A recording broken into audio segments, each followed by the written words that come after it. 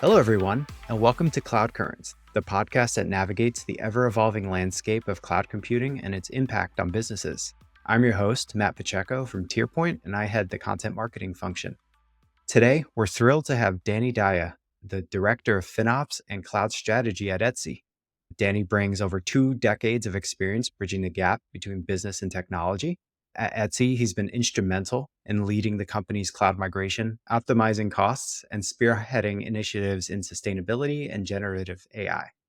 In this episode, we'll explore Etsy's cloud journey, dive into challenges of implementing cutting edge cloud tech like AI and machine learning and all those great things, and discuss how to balance innovation with financial responsibility in today's competitive e commerce landscape. So, Danny, thank you for joining us on Cloud Currents today. Thank you very much for having me, Matt. Super excited to be here, and let's dig into it. Yeah, want to learn all about you and what you're doing over there. Can you walk us through your cloud journey from beginning to where you are now? Yeah, so Etsy made the strategic decision to migrate to the cloud, I believe, in late 2017. We kicked off this migration in 2018. I think 2018 was a critical year for us, and the first year for peak season, which is the holiday season for starting Thanksgiving for a lot of e-commerce companies. Etsy is one of them. It was a pivotal moment because this is when we were serving traffic from the cloud infrastructure and no longer from the data centers. The migration continued in 2019. I believe we concluded that in 2021, but the bulk of the migration was concluded in 2019. And since then, we have been trying to leverage the latest and the greatest that the cloud can bring to help us achieve our goal in serving our community of buyers and sellers. This is from leveraging more efficient architectures to try to do some cost optimizations here and there. And now, recently, of course, with the whole Gen AI slash advancement in AI, again, we're trying to be on top of all of that. And the cloud has enabled us to do all of that.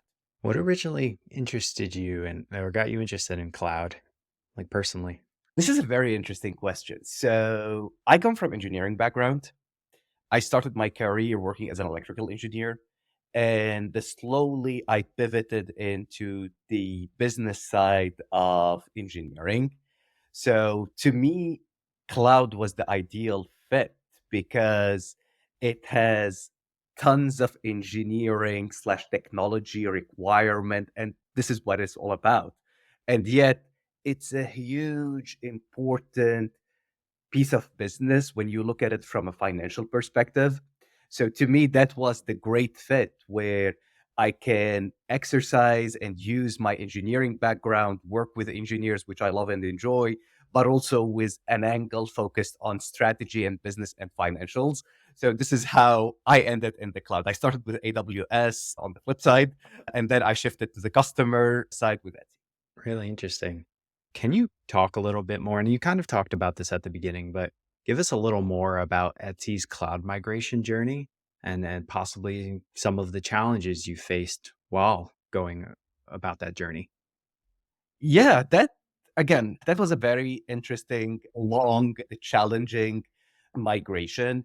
I think to me, one of the biggest challenges, again, I'm not going to be touching too much on the engineering challenges. There are experts in engineering who can talk more about them. But like from my perspective, if we kind of look at this intersection between technology and business, I think the biggest challenge, the first big challenge was changing the mindset and the culture. Historically, when you talk about data centers, you have great developers doing whatever they want to do, but they are limited with the capacity of the data center. When you go to the cloud, you have theoretically infinite amount of resources, which is great to unlock innovation, make you do great stuff, but also it could lead to major financial aspects. So, this aspect of teaching or providing education to developers about what's changing, and when you are pushing code or you are spending resources, it has financial issues or could potentially lead to financial conversations. It could be positive, but this whole introducing this whole financial aspect to engineers was a major challenge. on the flip side, also for our partners on the finance and in the finance organization, it's the same challenge. Historically, they are used for data centers being capex, pretty expected, easy to forecast. They know what they are dealing with. All of a sudden, the whole operation model is shifting into OPEX, where things are not only more expensive as a line, as a dollar item, but also it's much more variable. So it's hard to predict. It's you are giving power to tons of engineers to do whatever they want to do. And again, from a financial hat, you need to forecast that. You need to report on that, which is stuff that they needed to change their mindset about. There needs to be room for ambiguity and understanding that this is no longer the old days. So I think the cultural and educational shift to me was the most interesting challenge and the one that we are still working with till today. We fixed it a lot, but still, it's a journey. So are you in multiple clouds? Are you in the hybrid cloud? What's your infrastructure kind of like? We are again nowadays, like it's becoming really interesting when we talk about the multi-cloud. So we are hosted primarily on one cloud infrastructure, but we do use a lot of vendors, a lot of SaaS providers. So in a way, we do operate in a multi-cloud topology. But if we want to do use the legacy term, yes, we are on one single cloud. Yeah, it's interesting how you may think you're single cloud, but you're actually multi-cloud. It's yeah, it's really interesting how that works. Absolutely. It's oversimplification Mhm. because when you are serving traffic from two separate clouds, it's a completely different topology. We are not there. But if you think about it like in bits and pieces of the infrastructure, we are leveraging this topology, but at a substantially smaller scale. And for us, it's really about like what makes sense. It's like when I think about what makes sense, and this is the term that people at Etsy love or hate me for saying it day in, day out. What is the ROI? What is the ROI? Let's talk ROI. It's not about the investment alone. It's not about the cost alone. It's not about the return alone. Let us put those two together. And then we can make educated decisions about what works, what makes sense, what doesn't. Great answer. And as I'm jumping into questions about FinOps and cost optimization, I'll get to strategies and all that. But I'm curious, how has your role in FinOps evolved since joining Etsy? What has changed in that world? Oh boy. So interesting. I joined as a TPM supporting cloud migration with a known focus on cost in the future. But I think what the changed to me, the biggest thing is that this is what I believe was the good decision. We tailored FinOps practices within Etsy to be very closely aligned with the engineering culture. At Etsy, we have a very strong engineering culture. It's phenomenal. It's amazing. So we started working as engineers. And for example, the simplest example I give is like rather than me going to an engineering manager or a developer saying that, hey, you have a cost spike, I would, me and my team members would look at the cost spike, would do some digging into what happened, and rather than going to the engineering manager with, hey, there's a cost spike, we aim to go to them that, hey, there is this piece of infrastructure, for example, cluster of virtual machines, their utilization dropped and their count increased. So this is what's leading the cost spike. Can you help us understand that? So to me, it shifted from a typical TPM role. Then we kind of tailored or took FinOps to the industrial or the industry definition of FinOps and tailored it to what worked for engineering culture. And the way I think about it is that we operate in this space between technical program management, the intersection between technical program management, vendor management, as well as engineering. So we have to have wear all of these hats all the time. So to me, we started with one and now we operate with a blend of three. So this is the biggest change. Very interesting. Thank you for sharing that. So, we recently did a report with 400 IT decision makers in the mid market, so various companies, and respondents often list cloud budget, cloud optimization as some of their biggest challenges when modernizing IT infrastructure. And a lot of our listeners are very interested in the kind of what strategies can I use to approach these things. So, Kate, would you be able to share some of the strategies that you found most effective in optimizing costs at Etsy? Yep, absolutely. And I want to we touched on this in details at the beginning, but like probably the first fundamental one is setting realistic expectations and education. There is going to be a cultural change, a flip in the mindset of how we are approaching this topic. This is something that both sides of the equation, finance as well as engineering, needs to be comfortable with. It's a journey. It takes time. It takes education. It takes a lot of meetings. So this is number one. Then you go into, do you have visibility? Do you have visibility into what's going on within your infrastructure?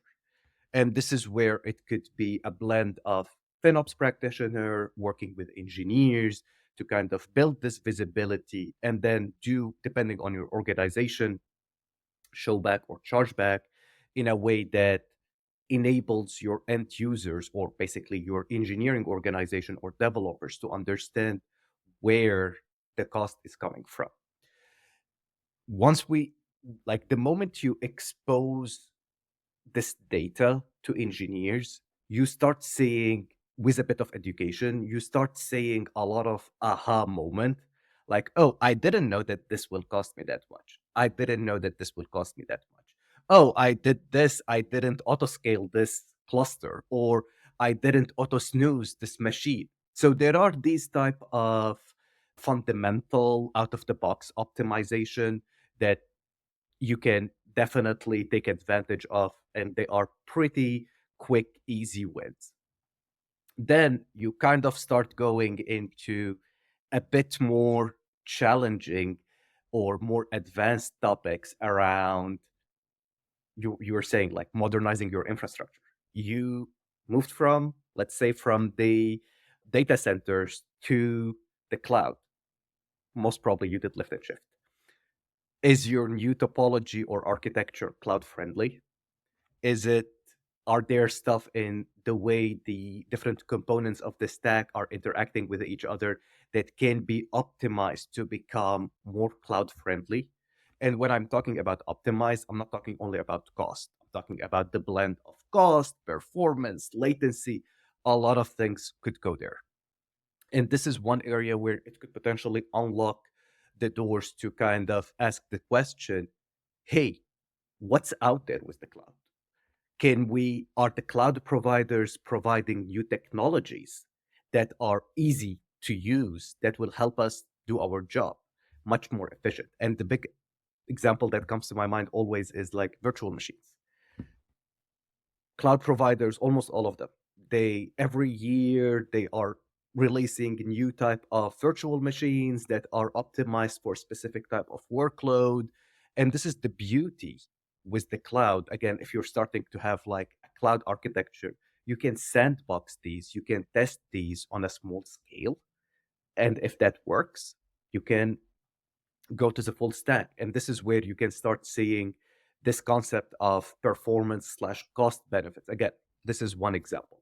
And then obviously there are areas that will take years to be fixed, especially when you're talking about big architectural changes in the way your stack integrate with each other, in the way your data is configured, your data lake. Like these things will take years to be able to do an appropriate modernization.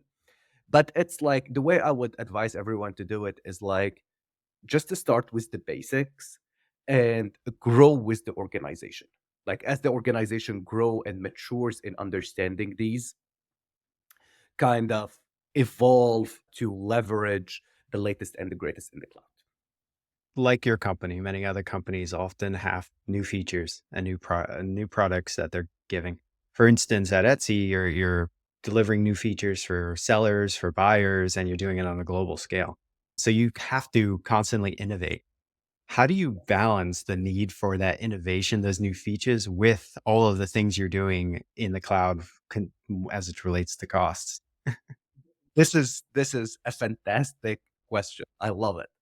So it's to me and to Etsy, it's all about ROI. To be able to have an ROI in place, you need to have an understanding of the cost of this new feature that you are developing, as well as the potential benefit of this feature. And both of these are very complicated tasks. But once you build the plumbing once for those, you can easily leverage it again and again for new launches and new products. So for us, for example, when we started cost attribution or assigning costs, we were primarily focusing on basic tooling like labels. Now we find ourselves that we are able to pinpoint every single launch, how much it's touching each of our component of our infrastructure, and what is the cost at each level, so that we are able to say that this feature is costing us X per year, with some assumptions around normalization about traffic, etc. But we are having this information readily available for all of our launches. And by the way, this took us 5 years to be able, 5 or 6 years to be able to get to that level with high precision. So it's not something that is available out of the box when you are talking about complex engineering architecture. Similarly speaking, when you are measuring the return, like different companies have different ways of measuring the returns. For Etsy, we do a lot of A/B testing. And so at the stage of A/B testing, while we have the infrastructure to capture the return, we are also able to tell the cost. So we are able to have this conversation about what is the ROI. And this is where the conversation becomes interesting. There are obviously situations where the ROI is extremely high, so no brainer, let's launch. But also, there are some edge cases where, or kind of like in the gray zone, where it's like, it's not a clear cut win. However, this is viewed as an investment that will enable us to do more in the future. Or we know that the first level of launching is not going to be as optimized as possible. We know because the priority to launch to measure the return, and then you focus on optimization. So this is where it becomes important to not only look at the numbers or what is the ROI, but to take it a level or two deeper to kind of understand what is the impact and what is the narrative behind this data point. And we find ourselves launching stuff that initially might not look ROI positive, but within quick iterations, we will make it huge ROI positive. So it's really about a conversation behind this data point. So this is how we do it. And again, it's not always straightforward conversations. It's not rosy all the time. These conversations could get tense because at the end of the day, you are trying to balance a very sensitive and complex topics. I agree, but that's good guidance. I mean, that's a good strategy. Follow-up question, because I'm going to get into the AI section. Because with innovation, when we talk innovation, we're talking about new features like using AI. And before I'm going to ask you about AI and FinOps. So first, I want to ask how Etsy is approaching the implementation of generative AI within the platform. At Etsy, we have been leaning heavily. In fact, going back to the initial question, we didn't talk about it, but one of the main reasons we took the decision to migrate to the cloud in 2017 is AI and ML capabilities. Because it was clear to us that AI and ML are the future. And to be able to leverage them at scale, you will need the resources. And these resources become extremely challenging with data centers. So one of the reasons was to go there. So it's something in our mind, like for the last 7 years, and we have building on it. We have built our ML platforms, our AI on top of it, the application layer, all the support system, enablement system, the data pipelines that's required. So all of these were built slowly and surely over time. And we have had major wins with some of these launches over the years. And again, in I would say like 2 years ago, the whole buzz around the Gen AI became much bigger. And again, we kind of tried to leverage Gen AI as much as possible, whether in the marketplace or in the internally for admin related tasks. And what I love about the initial framework we talked about ROI is that the same concept applies for Gen AI.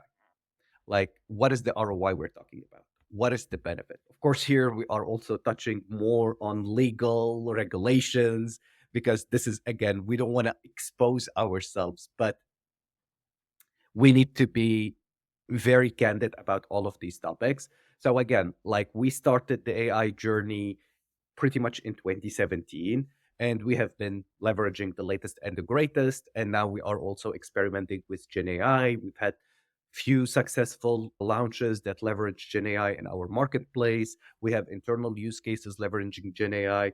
And again, for us, the goal is not to use AI or Gen AI for the sake of using them. It's using them to achieve our goals or expediting our goals in serving our community of buyers and sellers. Really, really good. So you talked about the ROI of AI. How do you evaluate the ROI of AI, especially considering sometimes it could be pretty expensive? How do you go about that? The fundamentals are the same. What's the return? What is the cost? And then let us have a conversation. Like these are the fundamentals to me. Yes, the investment piece could be very expensive. And a lot of time, the return might not be there. But this is the beauty of the Gen AI space, is that all the major LLM providers, they are continuously launching new models. So for a lot of the quote unquote like legacy or basic use cases, you don't necessarily need to use the latest and the greatest in the LLM space.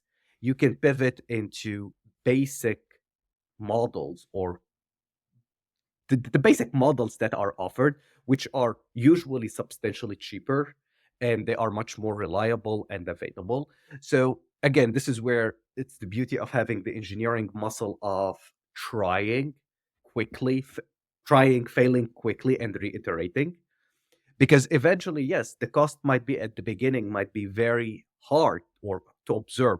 But the reality is, with time, you can leverage other technologies or sometimes older ones that can do the job for for the same price or less, most likely less. So this is how we are approaching it. And yes, there are situations where it's very expensive and it doesn't make sense. But also there are a lot of incidents where we found it to be like a huge ROI positive investment. That's good to hear. So we talked about the potential uses for Etsy's new features with AI. Let's talk a little bit about if there's an opportunity within FinOps to use AI and where are there some benefits of doing so? What I'm getting to, at least for a company like Etsy, like again, as I mentioned, one of the beauty, yeah, challenges of my role and my team's role at Etsy is that we need to not only look at financials, but take it a layer or two deeper to do some research, some investigation about what could have happened.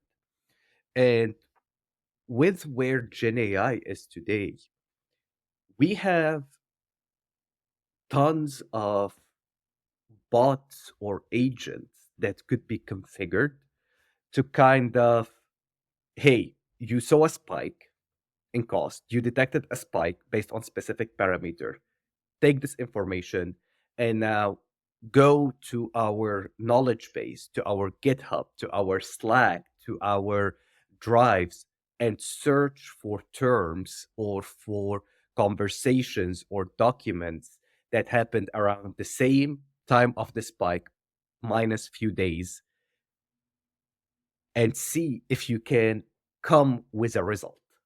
And my goal of that is like rather than us as practitioners doing manual job to do this all of research and finding the information is leveraging AI and Gen AI to kind of do this research for us in the back end and to provide us with its understanding of what could likely be the cause. So rather than me spending 3 hours trying to debug what's going on, I might have the answer in few minutes. So this is one way that will enable us to scale and capture way more. The other kind of like, and this is where it becomes my vision, where we are very like, I would view this to be like 12 plus months out, is like, can all of this process be packaged in a way that any engineer can interact with on an ongoing basis? Or any, depending on their seniority or the area that they focus on, that bot or that agent is trained on what is likely to be the case.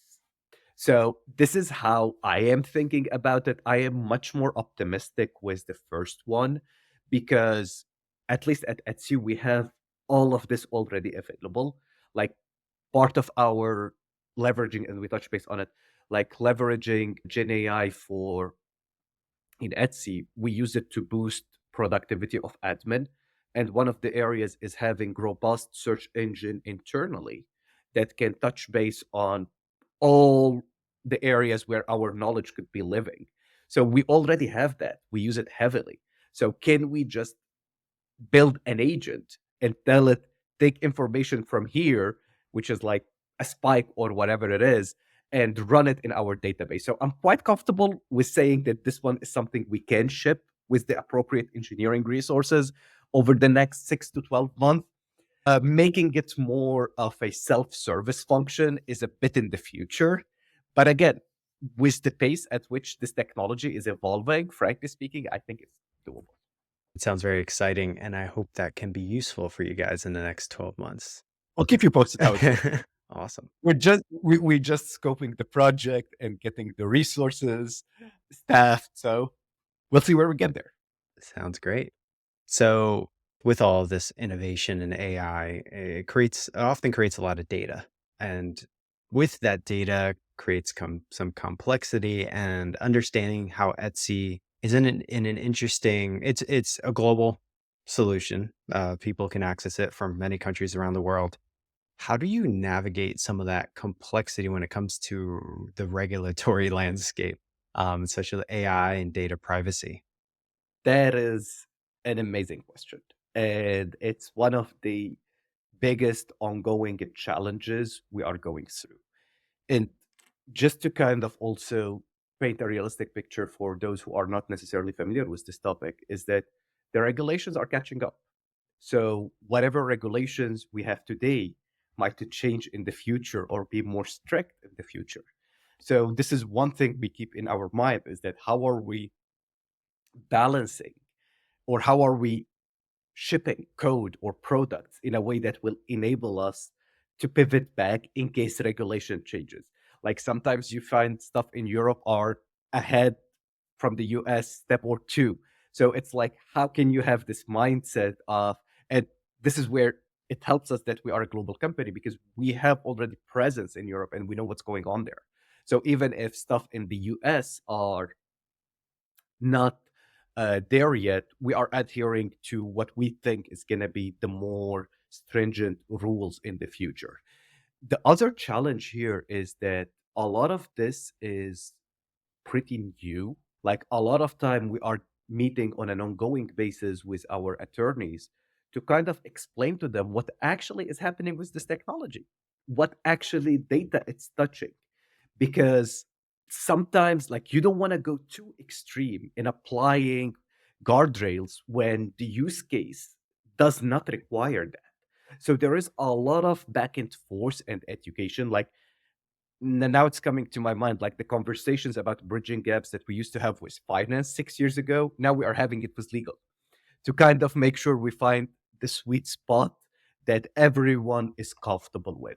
So to me, it's an ongoing discussion. And again, the other thing is like there is also ethical practices that we adhere to.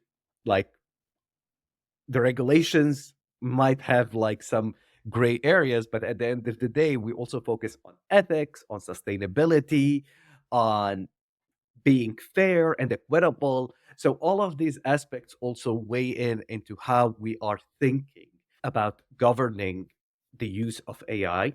The flip side to that, which is again, just to be transparent, is that these guardrails could be viewed as limiting and slowing down innovation.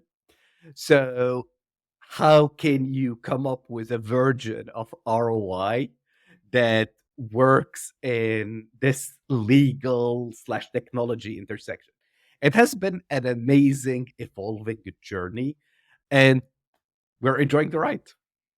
Yeah, I was just going to ask you about the intersection between compliance and innovation, because we talked earlier about how innovation and cost management kind of cross. I was curious about compliance and innovation, but it seems like you answered that. It's really a sweet spot that you need to try to remain within. Like, you don't want to skew your practices in one direction or the other. So it's really juggling back and forth to find what is the sweet spot, and also how can we scale. Because it's one thing if you are having one or two use cases, and it's a substantially different thing when you are having like hundreds of use cases. So it's like how to balance all of these, and at what point you will introduce friction to validate that everything is where it's supposed to be.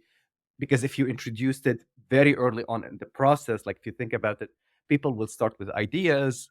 These ideas could lead nowhere. These ideas are using dummy data. So the exposure with this type of use cases is pretty minimal. However, this could evolve very quickly in being a production ready or externally facing product. So, where do you draw the line in the sense of, okay, this is okay to do this within these guidelines, but then you will have to do more due diligence when you reach to the stage where you are confident that this is going to make it to production. So, it's really all gray area that we are trying to navigate. Great.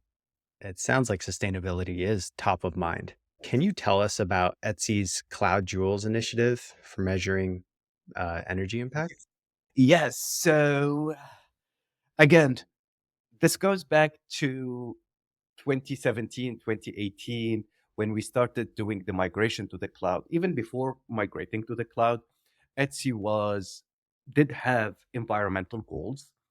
And when I talk about environmental goals, it was literally touching everything from the infrastructure to the actual offices to even people commuting in and out of the office to shipping. Like, we look at it from an ecosystem perspective.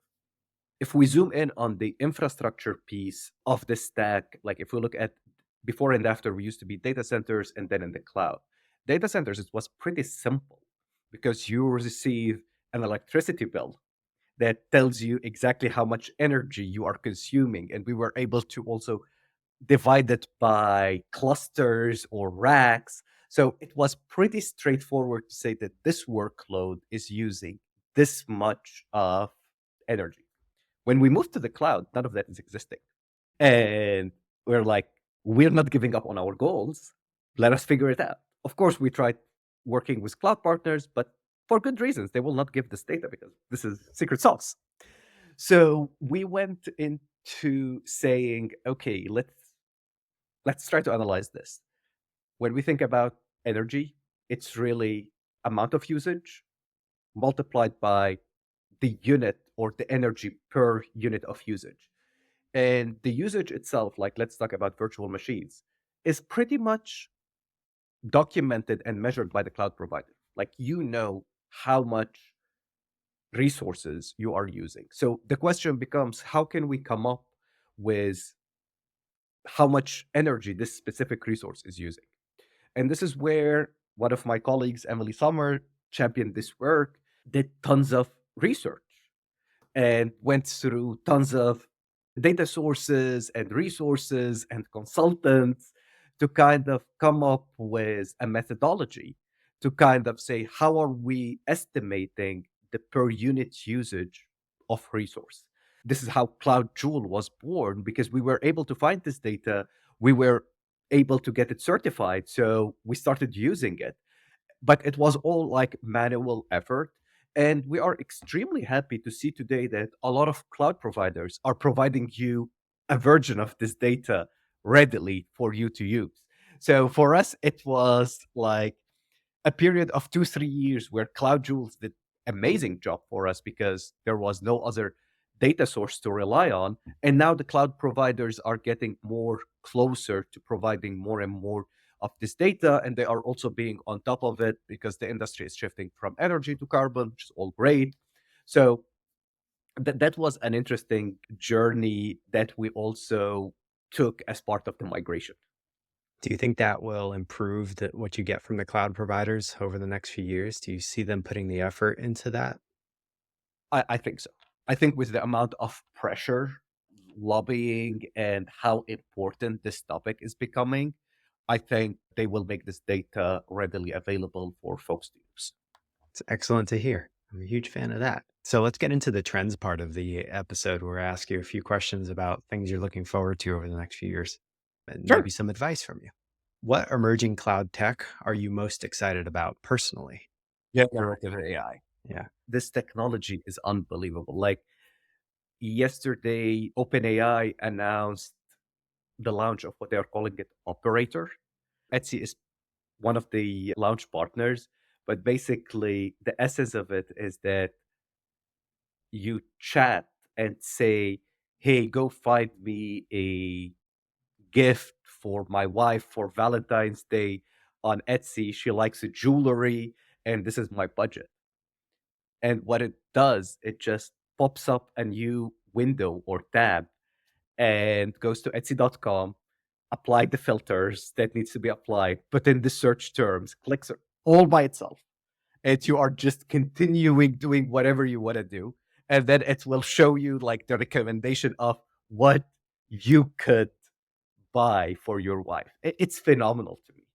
And I can see this also moving in more directions, like drafting emails, setting reminders. Like it's kind of like a personal assistant. So my hope is that this will make us more productive and enable us to do more things with the limited amount of time that we have. So it's a Gen AI. My wife hates me about ChatGPT these days because she's like, anything you do, you go to ChatGPT. She can't stand it. I mean, the answers are pretty good. And it's going to be really interesting when that's integrated with Etsy. This is the thing. Yeah.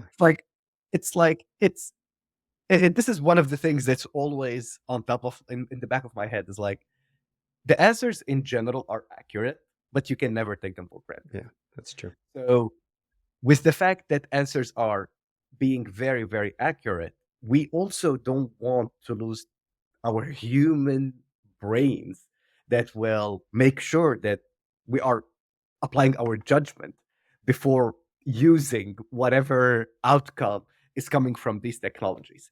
So to me, it's an interesting space that I'm very excited about. Yeah, yeah, I agree. The verifying the information is always a big thing, especially when you try to do a recipe and it's telling, "Hey, use 3 gallons of milk to make these cookies." And it's like, "Oh, wait, hold on a sec. That doesn't seem right." No, it's cool. And feature-wise, I'm sure a lot of people find it very useful to ask an assistant to help them find a gift for their wife for Valentine's Day or anniversaries. That's a great feature. Grocery shopping, finding a ticket for an event. It's amazing. To me, it's amazing. I love that. How do you see the role of cloud strategy evolving over the next 5 to 10 years? I think it's going to be a blend of reactive or proactive to the changes that are happening in the market. Like, for example, we were just talking about Gen AI. How would this change the user behavior in 5 to 10 years? And from there, I would work backward to say, okay, well, if the user behavior is changing, then how is the shopping experience changing? So again, you move from trend to product, and then it becomes like, okay, from a cloud perspective, what should we be ready for? So to me, it's really trying to see when I think about strategy in this kind of relatively 5 to 10 years in the tech space, this is considered long term, is like putting as much energy as possible into predicting what the change is going to be and working backward. So, and to be prepared for all of that, being agile, moving fast, happy to make quick mistakes, learn from them, iterate. So to me, it's like just be on top of what's going on and try to think 5 or so years ahead and work backward from there. That sounded like The next question I have for you about advice, because you've been giving a lot of good advice throughout this whole episode. If you had to give one piece of advice to someone listening now about any of the topics we talked about today, what would it be? Don't be overwhelmed with the amount of information out there. Anyone can be very easily overwhelmed, maybe like give up. It's not the case. Everything takes time, especially in this space. It takes time, it takes education. So give it its own pace and work at your own pace. Just take actions. Just start somewhere. No one is going to start this journey in the ideal place. Wherever you are, you can take small actions to help you advance your journey. And keep in mind, it's really what is the business looking for. So sometimes in some industries, you can be more strict. In other industries, you don't need to be strict. Other industries will be against being strict or putting too much guardrails. So keep a pulse about like the end goal is to help organization achieve their business goals. And this is where FinOps sit. So just understand those and then tailor the practices around those. Thank you for that.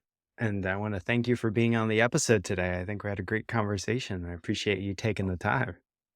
Well, that was an amazing conversation. Thank you very much for having me. Yeah, we'd love to have you back. Thank you for being on, and thank you for our listeners for listening to this episode of Cloud Currents. You can find us anywhere you get your podcasts or find us on YouTube. Stay tuned for the next episode, and we appreciate you listening.